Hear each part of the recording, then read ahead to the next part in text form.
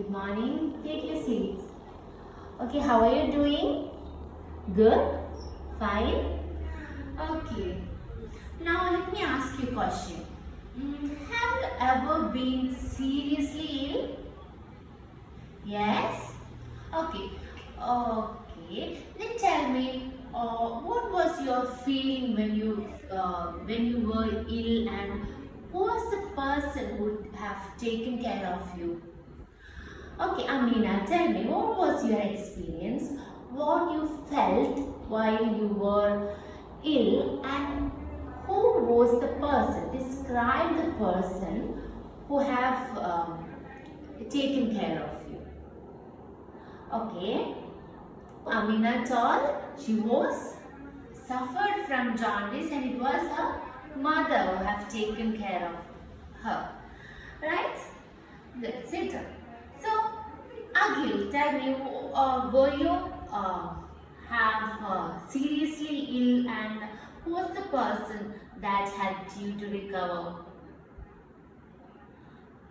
Oh, Akhil thought that he was got into an accident. It was his friends who have helped him to, who taken him to the hospital and have taken care of him, right? Okay, sit down. So, do you believe in miracles? When you are seriously ill, and when your beloved ones, your loved ones take care of you, and you feel much energy, you feel like you want to live, and you get that you are boosted up, right? Don't you feel that? Okay. So, I'll show you something. Before that, let me ask you one more thing. Do you like art? Yes? Okay. Do we have any artists here? Aha. Amina, you are good at painting. Good. So, here is the picture. Can you see? Here is a painting, a beautiful painting of a leaf. Now, this one. So, is the pictures clear for you? Do you like the paintings? They are both leaves. So, what do you infer from these two pictures? Okay, I'll make you into groups. Okay, each bench a group. Okay, so discuss among your friends what these leaves represent. Okay, okay, I'll give you some time.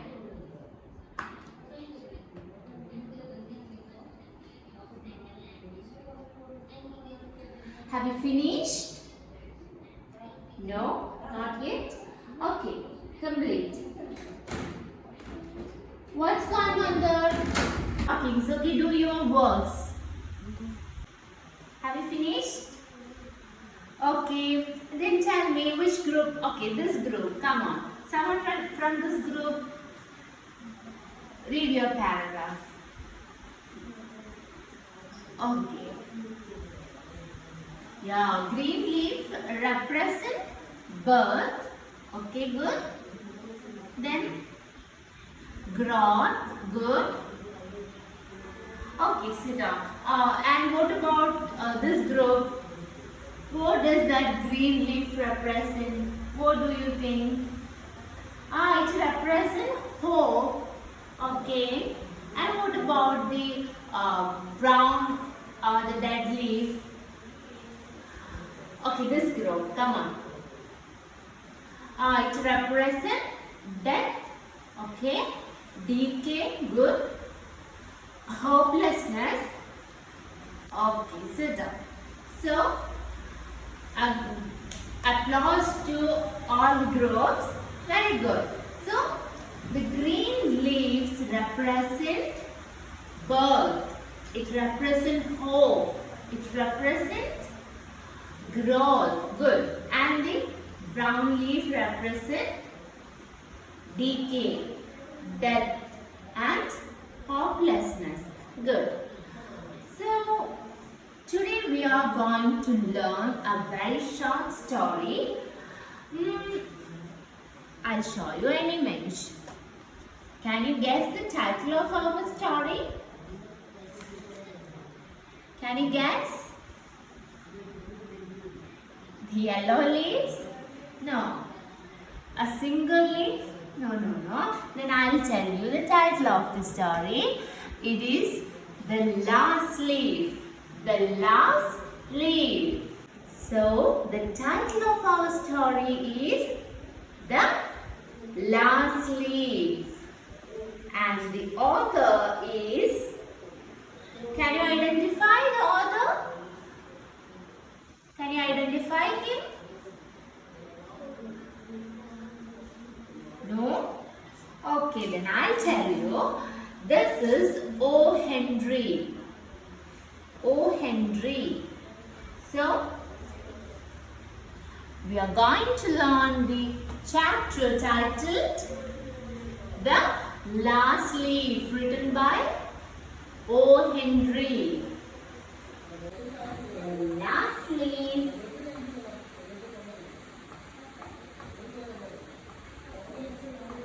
Written by O. Henry. I'll introduce the author for you. O. Henry, okay? O. Henry, his real name is William Sidney Potter. What is his real name?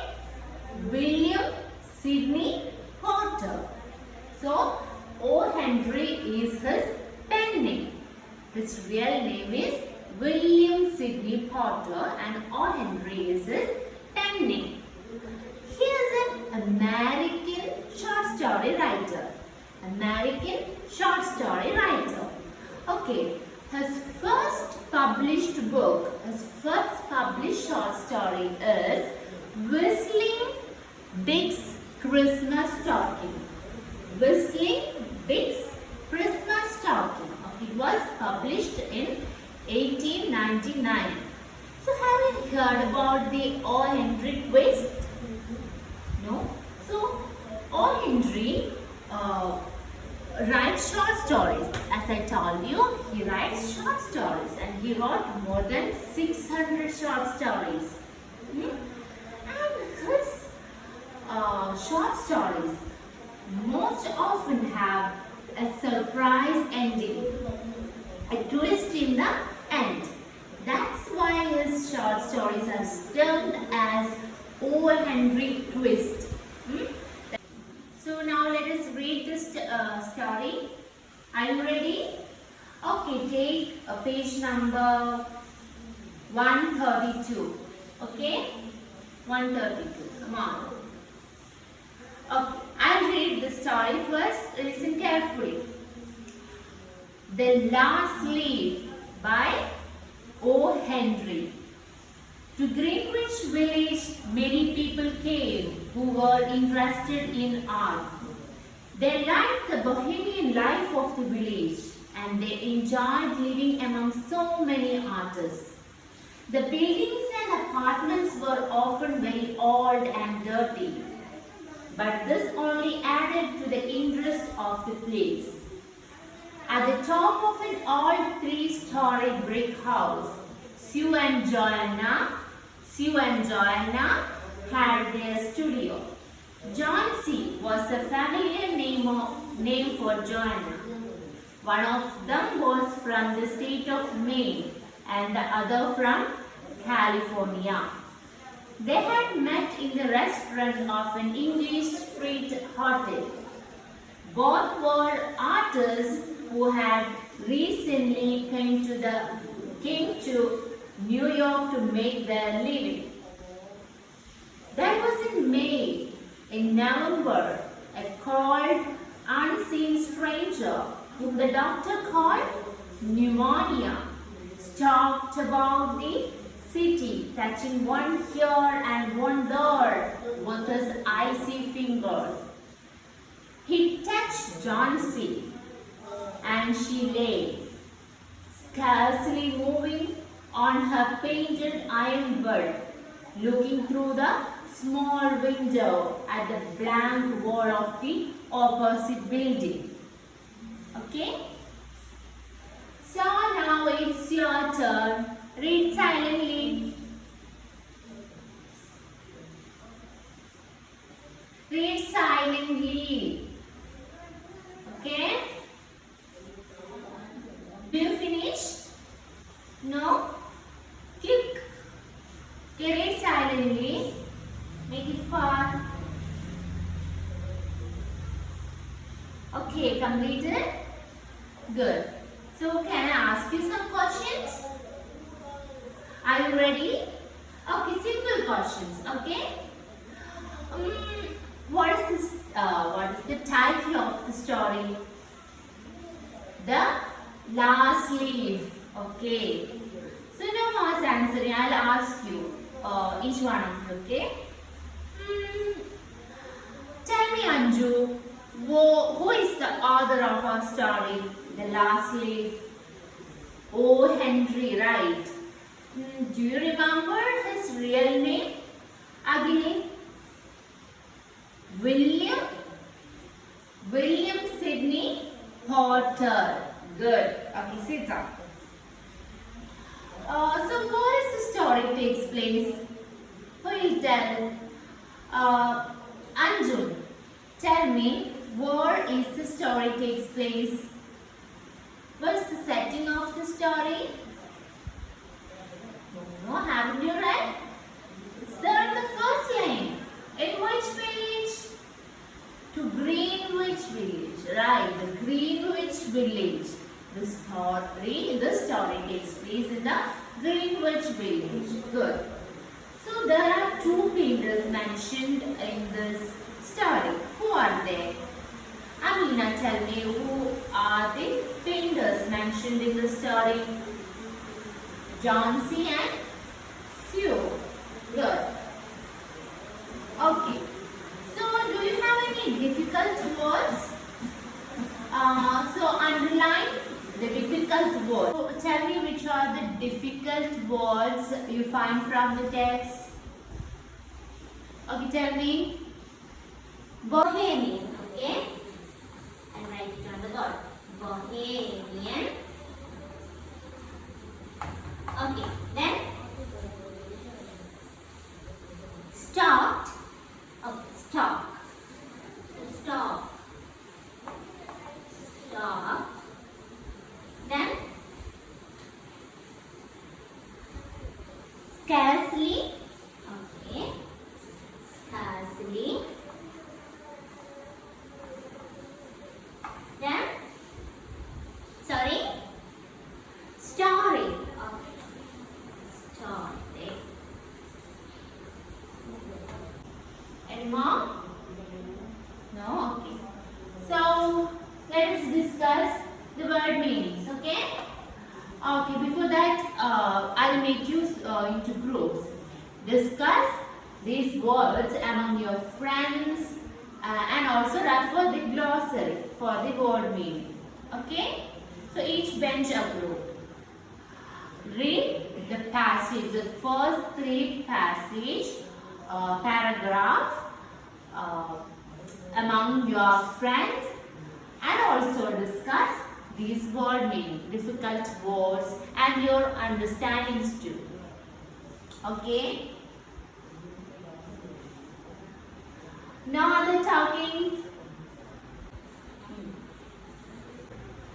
Finished? Okay, now let us discuss the word meanings. So what is Bohemian? What do you mean by Bohemian? Okay, Bohemian means a person as an artist or a writer who does not follow the conventional rule of painting or writing. So, an artist who does not follow the conventional rule of painting or rule of art is called Bohemian. So, let us say for example, Picasso. Have you heard about Picasso? Pablo Picasso? Okay. Pablo Picasso was a bohemian artist. He does not follow the conventional rule of painting. That's why he is called a bohemian artist. So Picasso is a bohemian artist. So do you get the meaning? What is bohemian?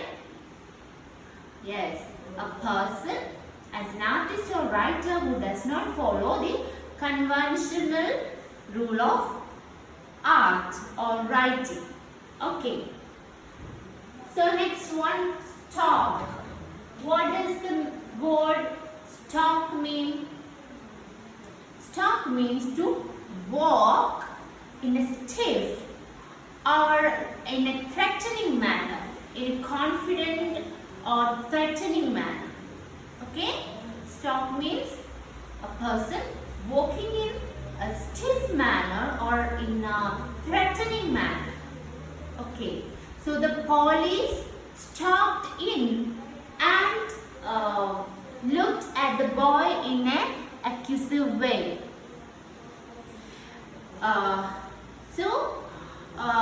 To walk in a stiff, confident or often threatening manner. That is what we call stalk. So here was stalked in the pneumonia, stalked in the town of, in the city, the Greenwich Village. So the police officer stalked in and gave the boy an accusing look. It's an example for the word stalk. Do you get the meaning now? Stalk? Okay. Now, scarcely. Scarcely means barely or hardly, almost not. So, for example, okay, I was scarcely able to move my hand after the accident. I was almost not. I couldn't move my hand after the accident. So for that we say, I was scarcely able to move my hand after the accident. Okay. So almost not, barely. That's the meaning of scarcely. Hardly. That's the meaning. So next word is story. Story means a floor or a level of a building. So this is school. Our school is 3-storied building. Right? My house is a 2-storied building. So it has 2 floors. It's a level of building. That's what we call story. Okay? Is the word meanings clear for you? Okay? Now let us move on to the next part. Shall we? Okay. So, here we have symbolism in this story. Do you know what is symbolism? Okay, I'll tell you. Here the leaf, as you already told, the leaf represents life. It represents growth. It represents hope. Right? Likewise, pneumonia in this story represent death, decay or hopelessness. Okay. So what is symbolism? Symbolism is a figure of speech used in poem, in short stories, in literature you can say. So it's a figure of speech used in literature to create a certain mood. So when the author use an object or a person or a situation to represent something else. So here the leaf, the last leaf, the leaf is a symbol of hope, of life.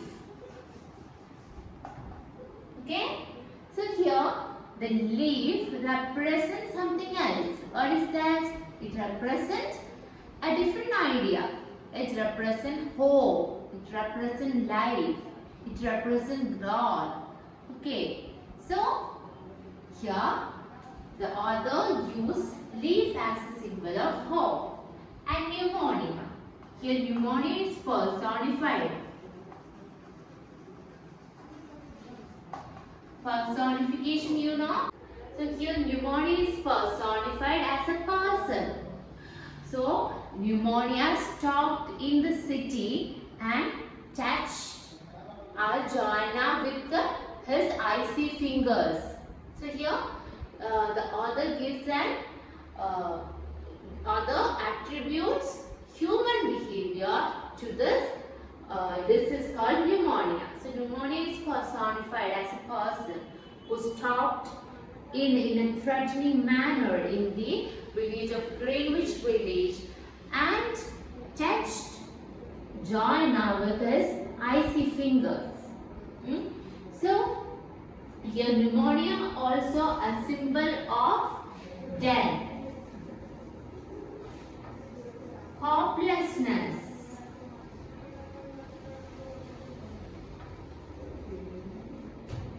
So is it clear for you what is symbolism? Symbolism.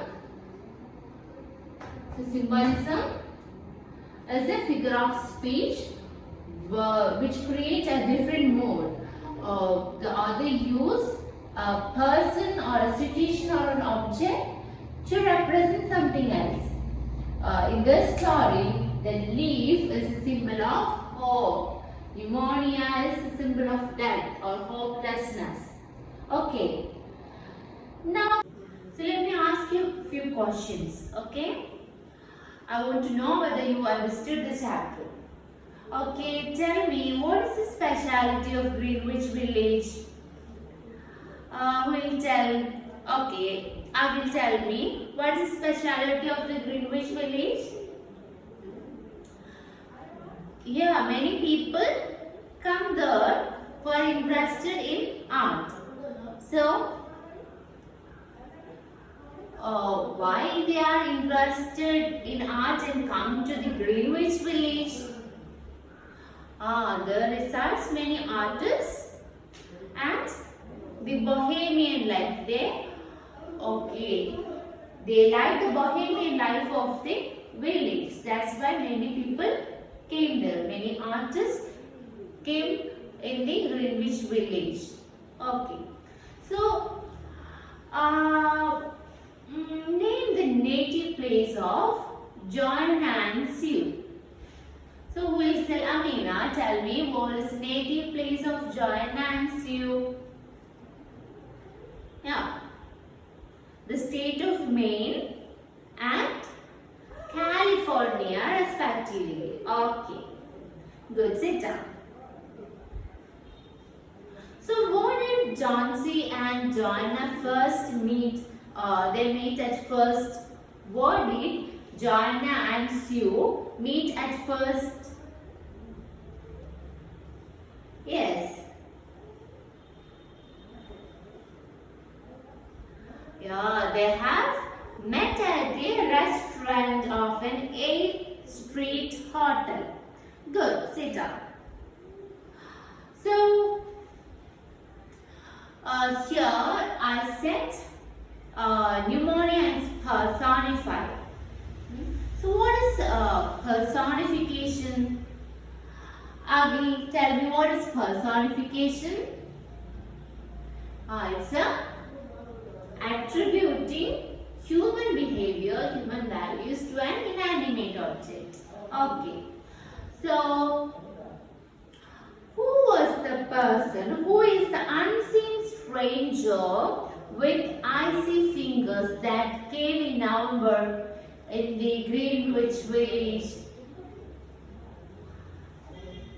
Who was the unseen stranger with the icy finger who came in November? So we'll tell. Arjuna, tell me. Yes, pneumonia. Right. Okay. So, what is symbolism? It's a figure of speech. Okay. You tell me what is symbolism. It's a figure of speech Okay, when the author uses an object or a person or a situation to represent something. So we'll tell which are the symbols used in the story. The last leaf. Anjum, tell me. Yes, the leaf and pneumonia. Good. Okay. So you are sitting in the group, right? So I'll give you an activity. Are you ready? So your work is, I'll show you the hints. You have to write the profile of the author or Henry. I'll give you the hints and you have to prepare a profile of the author. Okay? So I'll show you the hints. Okay. O. Henry. O. Henry, born September 11, 1862. Died June 5th, 1910. William Sidney Potter. Pen name O. Henry. American short story writer. First short story, Whistling Dick's Christmas Stocking, 1899. Other works, The Gift of Magi, The Duplicity of Hargraves, The Ransom of Red Chief. Noun for surprise endings. So here is the hints. You have to make a profile of the author or Henry. Okay. Each bench a group. Okay. Do you have any doubt? You know how to write profile, right? Okay. So have you completed the work? Yes? Okay. Then who will read this group? Present your profile. Okay. O. Henry. Yes. William Sidney Potter.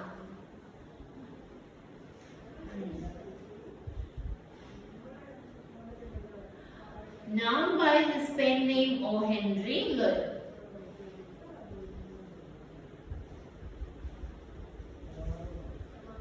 Okay. Very good. Sit down. Now this group. William Sidney Potter was an American short story writer. He is known by his pen name O. Henry. Known by his pen name. Okay.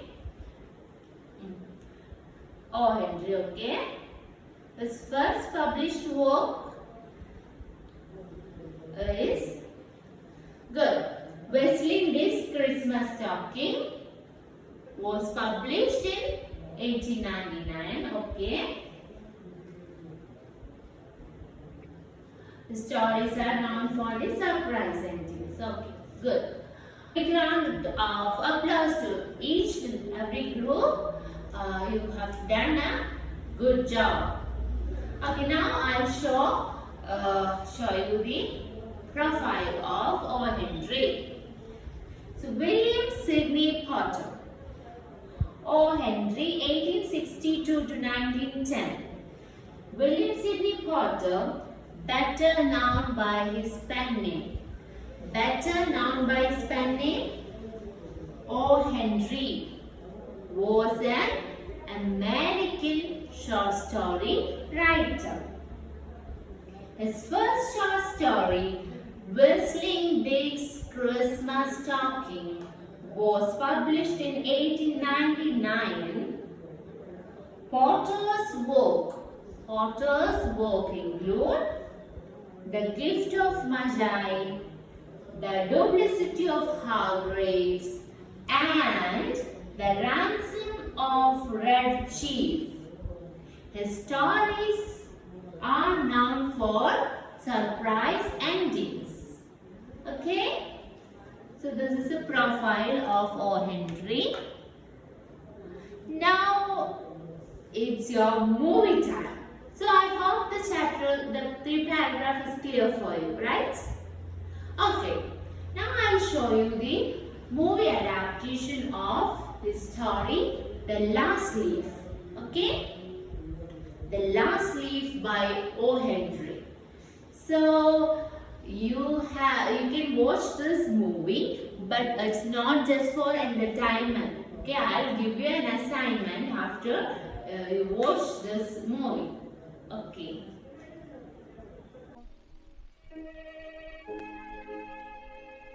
In a little district west of Washington Square, a colony of artists settled, attracted by low rents in the buildings abandoned by the companies so prosperous until the crash.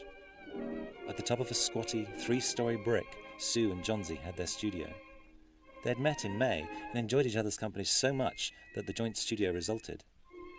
In November, a cold, unseen stranger whom the doctors called pneumonia stalked about the colony, touching one here and there with his icy fingers. Johnsy, he smote. Her thin blood was no match for Mr. Pneumonia. Sue was beside herself with worry, and the only shoulder to cry upon was that of old Behrman, a painter who lived on the ground floor below them. Behrman was a failure in art. He had wielded the brush for 40 years, always about to paint a masterpiece, but had never yet begun it. He drank to excess and regarded himself as a guard dog of sorts to protect the 2 young women in the studio above.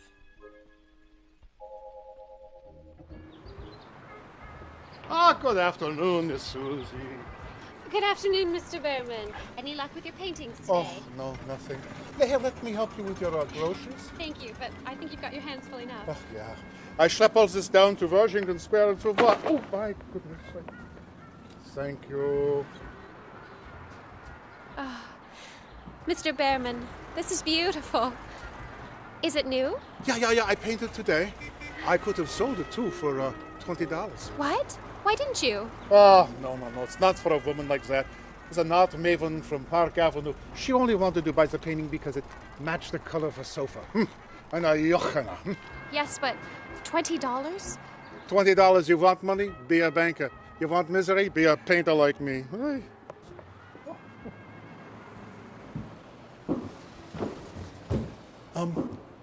How is she? Miss Jonesy, I mean. Going to make her some soup. She seems to be getting worse. The doctor's on his way. Oh, such a foolish girl. Painting out in the cold like that for hours. Now if she gets the pneumonia, perhaps dies. I'm sorry. I mean, she's such a sweet young thing. And such a talent, a gift for painting I should have. Listen, you tell her I make a prayer for her, yeah? Thank you, Mr. Behrman.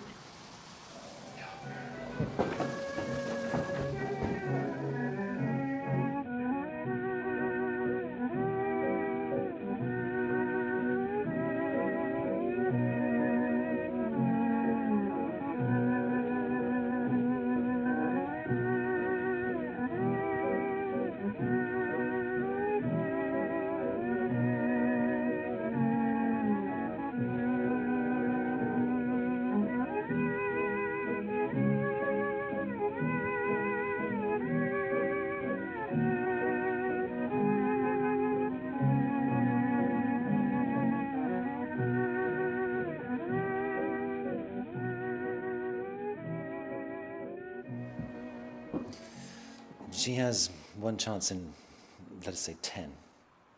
And that chance is for her to want to live. This way people have her lining up on the side of the undertaker makes the entire pharmacopoeia look silly. Your little lady has made up her mind she's not going to get well.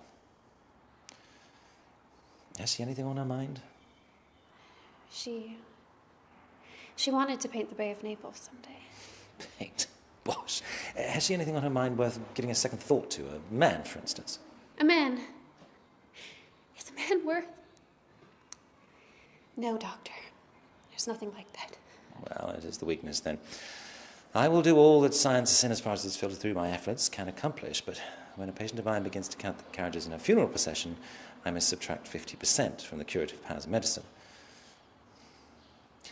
If you can get her to ask just one question about the new winter styles and overcoats, I will promise you a 1 in 5 chance for her, instead of a 1 in 10. Thank you, doctor.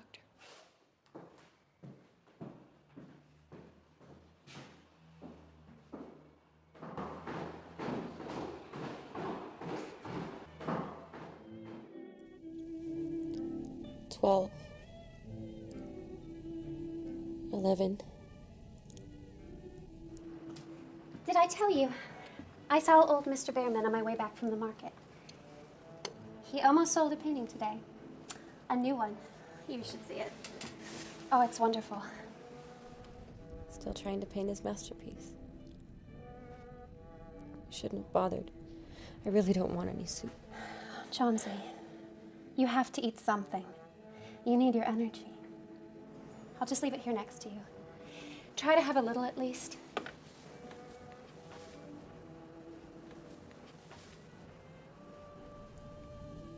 Nine. 8. 7. What is it, dear? 6. They're falling faster now. 3 days ago, there were almost 100. It made my head ache to count them, but now, it's easy. Here goes another one. There are only 5 left now. 5 what, dear? Tell your Sooty. Leaves. On the ivy vine. When the last one falls, I must go too. I've known that for 3 days now. Didn't the doctor tell you? I've never heard such nonsense. What if small ivy leaves To do with your getting well. And you used to love that vine so. Don't be a goosey. Why, the doctor told me that your chances for getting well real soon were... Let's see exactly what he said. He said your chances were 10 to 1. Why, that's almost as good a chance as we have in New York when we ride the streetcars or walk past a new building. Try to take some soup now. And let Sooty get back to her drawing so she can sell the editor man with it and buy port wine for her sick child and pork chops for her greedy self. You needn't get any more wine. There goes another. Now there's only 4. I want to see the last one fall before it gets dark. Then I'll go too. Oh, Johnsy, will you promise me to keep your eyes closed and not look out the window until I'm done working? I must hand these drawings in by tomorrow. I need the light, or draw the curtain. Couldn't you draw in the other room? I'd rather be here with you. Besides, I don't want you to keep looking at those silly ivy leaves. Tell me as soon as you've finished. I want to see the last one fall. I'm tired of waiting. I'm tired of thinking. I want to turn loose my hold of everything and go sailing down, just like one of those poor, tired leaves. Try to get some sleep. I must call Mr. Behrman up to model for a new illustration. I'll not be gone a minute. Don't try to move until I get back.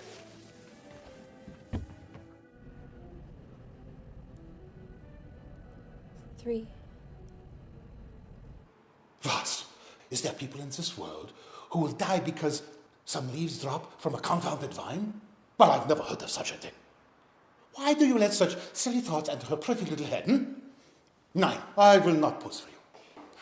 She is very ill and weak, and the fever has left her mind morbid and full of strange fancies. Very well, Mr. Behrman. If you do not care to pose for me, you need it. But I think you are horrid old flibberted gibbet. You're just like a woman.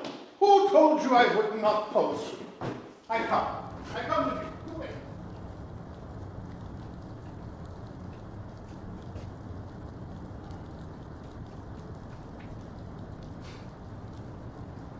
Oh my God.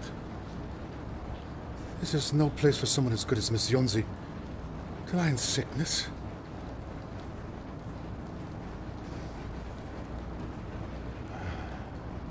Someday I shall paint my masterpiece. Then we can all go away. Yeah. Yeah.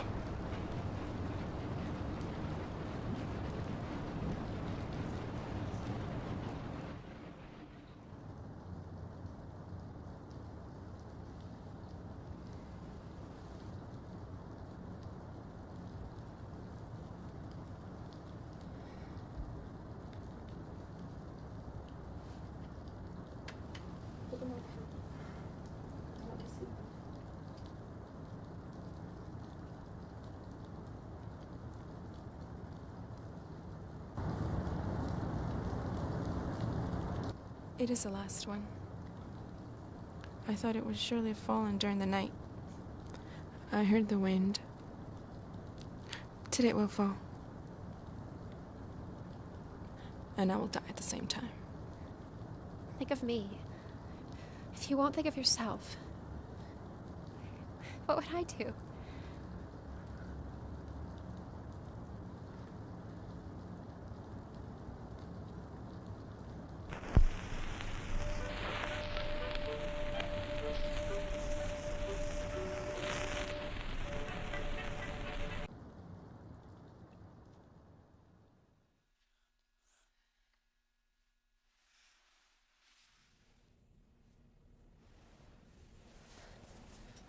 Open the curtains.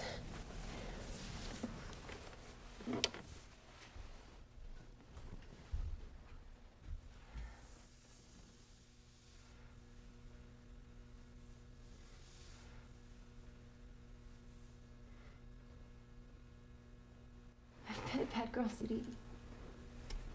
Something has made that last leaf stay there to show me how wicked I was. It is a sin to want to die. Will you bring me a little soup now? And some milk with a little port wine in it, and... No, wait. Bring me a hand here first. And then pack some pillows about me. I'll sit up while you cook. City. Someday I hope to paint the Bay of Naples. You will.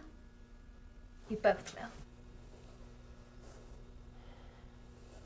Even chances. With good nursing, you'll win.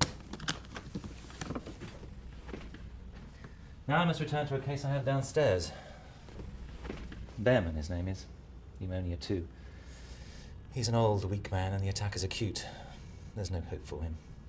But he goes to the hospital today to make him feel more comfortable. Thank you, Doctor. You're very welcome.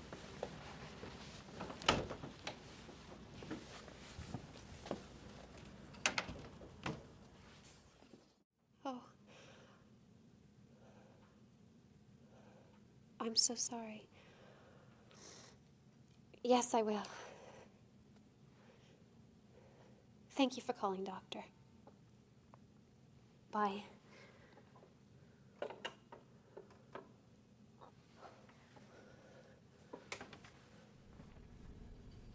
I have something to tell you, White Mouse. Mr. Behrman died of pneumonia today in the hospital. He was ill only 2 days. The janitor found him on the morning of the first day in his room downstairs, helpless with pain. His shoes and clothing were wet through and icy cold. They couldn't imagine where he'd been on such a dreadful night. And then they found a lantern still lighted, and a ladder that had been dragged from its place. Some scattered brushes and a palette with green and yellow paint mixed on it. And look out the window, dear. At the last ivy leaf on the wall. Didn't you wonder why it never fluttered or moved when the wind blew?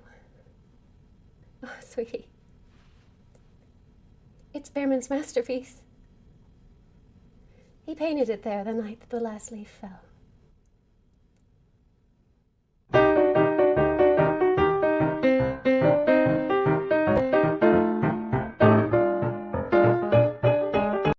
So, do you like the movie? How was it? Yes, it's a good movie, right?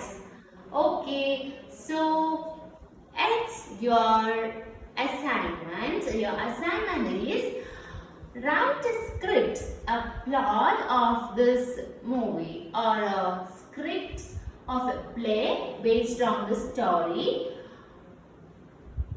The Last Leaf by O. Henry. Okay, let us enact it in the next class.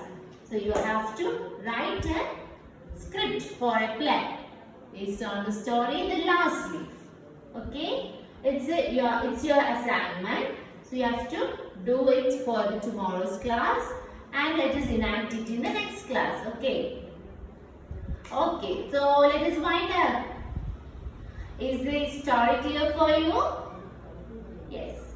So let us see in the next class. Okay, thank you.